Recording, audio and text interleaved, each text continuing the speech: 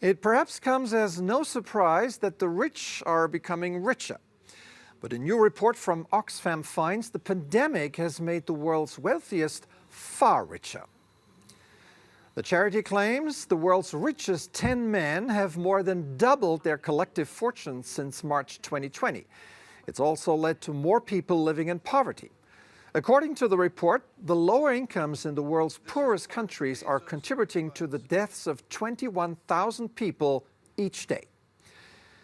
Let's now talk to the Executive Director for Oxfam International, Gabriela Buscher, for more on these claims. Good evening, Gabriela, and thank you so much for joining us.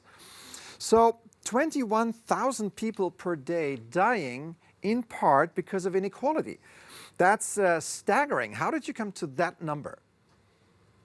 Yeah, so thanks very much, Stefan, for having us on today. Our report shows that, as you were saying, there's been a huge surge in billionaire wealth during the last 2 years, far more than the 14 previous years combined, and they were already quite a significant surge.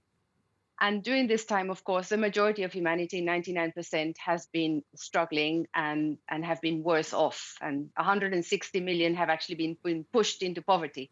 So we've calculated from the Forbes list that presents the world's richest men, they're all men, the 10th richest, and 2,700 billionaires, how their situation has fared in the last couple of years, and then how that accumulation and the inequality of access to healthcare, inequality in vaccine access across the world, inequality in terms of gender relations, racial relations, creates at least 21,000 or contribute to at least 21,000 deaths every day, or 1 every 4 seconds.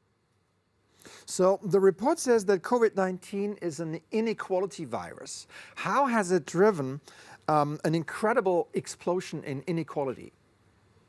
So one of the issues in the pandemic, of course, has been having vaccines that can address the situation, and these have been created in record time with a lot of support from rich governments that invested over 100 billion in accelerating the development of those vaccines. However, they've been distributed in very unequal ways. So while the rich world is largely vaccinated, we have 10% of Africans who've had a first course of vaccination. So that means there's delay in the recovery, in the economic recovery in many countries. And of course, if new variants arise, which is our collective problem, the whole pandemic will be prolonged. So vaccine inequality is a major driver of inequality between countries. So the gap has started to widen, contrary to the trend of the last few years. So that's a very concerning issue, because we see, of course, greater distance between the least developed countries and the richest world. The report also finds that women are disproportionately hit harder by the pandemic than men. Could you talk to this? What are the forces at work here? So on average, worldwide, more women have lost their jobs, about 13 million women across different countries, mostly because they are more highly represented in sectors that were hardest hit, like the hospitality sector or tourism.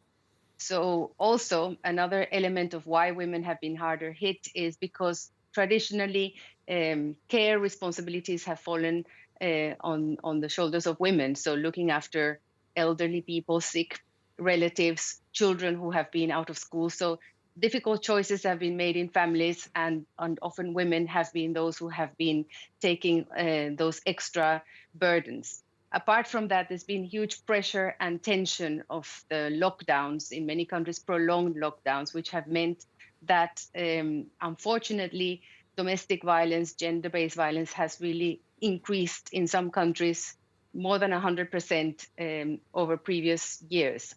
So that's one of the other causes of actually inequality producing deaths is gender-based violence.